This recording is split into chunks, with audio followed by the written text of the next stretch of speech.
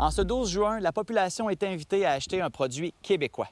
De la même manière que pour la journée du 12 août, j'achète un livre québécois, l'idée est d'inciter les gens à participer jusqu'à ce que ça devienne un réflexe d'acheter local. Ce qu'on demande aux gens, c'est acheter un produit québécois, mettre ça en ligne, essayer de convaincre pour essayer de faire une boucle avec ça, faire un mouvement de masse, puis nous faire penser que c'est important de choisir les produits du Québec. C'est une journée bien importante parce qu'on le sait, c'est difficile pour plusieurs entreprises dans le contexte économique actuel. Alors, si tout un chacun, on peut encourager nos producteurs québécois, eh bien, l'économie va mieux s'emporter. Ça encourage la production locale, ça contribue à l'autosuffisance alimentaire. Plus qu'on va consommer québécois, plus on va réussir à l'autosuffisance alimentaire. On va avoir des fermes, des producteurs, des transformateurs en bonne santé financière. Donc, c'est le Québec qui gagne. Pour les gens que j'ai rencontrés aujourd'hui à Sherbrooke, cette initiative est plutôt méconnue, mais ils ont à cœur d'encourager les commerces de chez nous. C'est sûr, d'acheter local, c'est tout le temps mieux. Là. Ouais. Mais je pas... pas parce que c'est la date, là, mais en général, je pense que c'est une bonne chose d'acheter local. Ouais. Trouvez que c'est important d'acheter localement? Oui, bien sûr. C'est très important pour toutes les sociétés. Oui, bien sûr. Oui. Je viens m'approvisionner en fromage québécois et probablement un fromage même estrien. Pourquoi c'est important d'encourager justement les commerces locaux? Essentiellement, c'est l'humain, c'est la personne qui travaille, qui a fait pousser le truc ou qui a fait le lait, il a trait les vaches. Bien, cette personne-là, elle va nourrir sa famille, et ainsi de suite. Fait que c'est une communauté. On repasse toujours par l'humain, puis ça fait une communauté qui est saine. Comme on peut avoir les fermes qui vont être locales, qu'on peut venir vraiment chercher tout ce qui est fruits et légumes. On peut avoir les cafés locaux ici. Donc, je pense vraiment que c'est quelque chose qui est bien, là, qu'on peut mettre de l'avant. Prendre action en achetant un produit québécois, un produit local, c'est certes l'occasion d'encourager un commerce de votre région, mais c'est aussi l'occasion de favoriser l'ensemble d'une économie qui tourne autour de ces 10 commerces.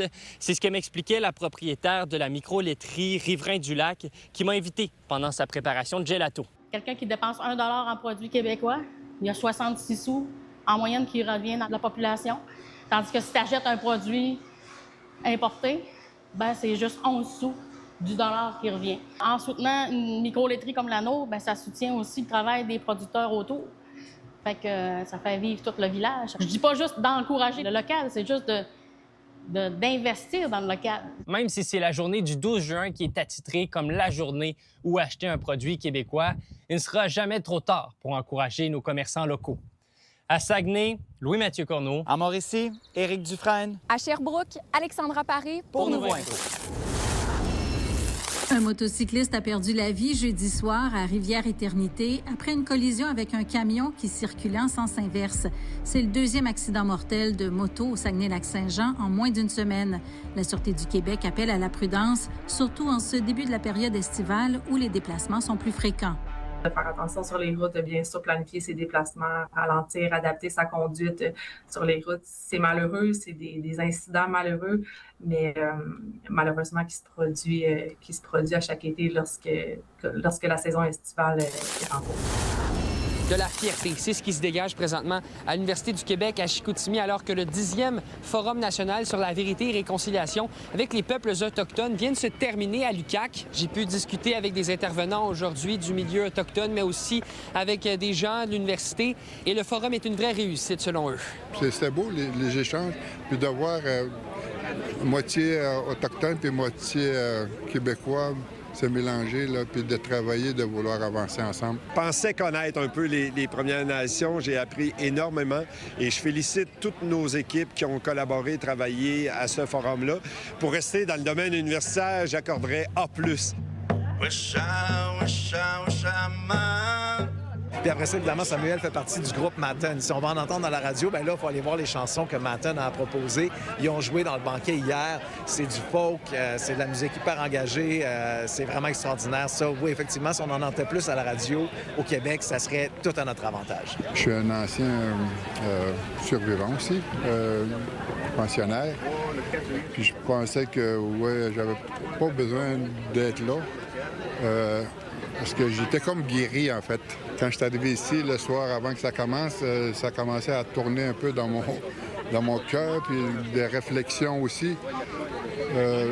là, les souvenirs sont arrivés avec cette invitation puis cette participation-là ici.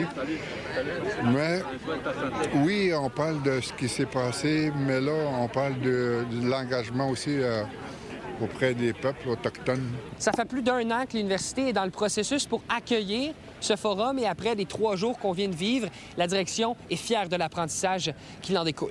Ça regroupe près de 100 universités et quand on a su la réponse favorable à notre candidature, j'en étais extrêmement fier au nom de l'UQAC. Pour moi, ce qui était important, c'est d'avoir un programme qui soit co-construit avec les premiers peuples et c'est ce qu'on a réussi à faire là. Les Autochtones, maintenant, après une longue période où ils se sont sentis exclus, où on s'est senti exclus, on s'est senti incapable de participer à la nouvelle réalité qui avait été imposée par le colonialisme, bien, des événements comme ça permet de changer la donne. Ça permet de dire il y a une présence qui est toujours là, il y a un désir de s'investir dans ces institutions-là et il y a aussi une demande que ces institutions-là se transforment pour mieux refléter les valeurs qui sont ancrées dans le territoire, les valeurs des Premières Nations. On voit de plus en plus nos jeunes qui vont à l'université puis qui reçoivent des diplômes. Il y a une grosse différence, il y a 10 ans, 20 ans de ça. Le changement s'est fait il y a quand même quelques années, mais là, c'est de plus en plus concret.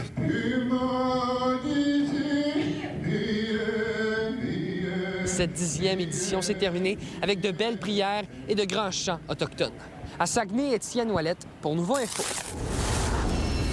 Après Crépuscule pour un tueur, le Shawiniganais d'origine Raymond Saint-Jean s'allie à nouveau avec son co-scénariste Martin Gérard pour nous offrir cette fois un drame d'horreur psychologique, un genre qui est peu exploité au Québec. C'est un film dans lequel on suit une jeune fille qui rend visite à ses parents, qui apprend sur place que son père est décédé il y a quelques jours. Sa mère semble peu affectée, elle est déconnectée de la réalité, en plus d'être très proche de son nouveau voisin docteur.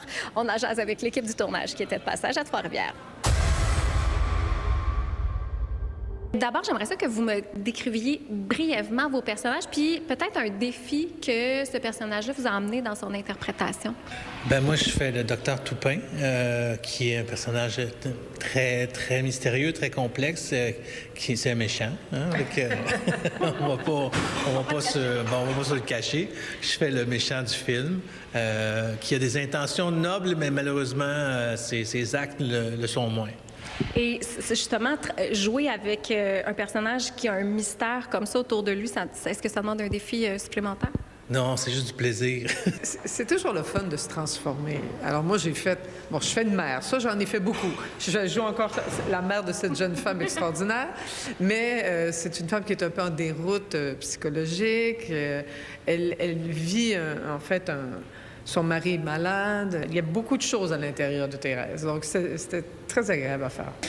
Oui, Isabelle revient dans son village natal après un coming out qui s'est pas très bien passé.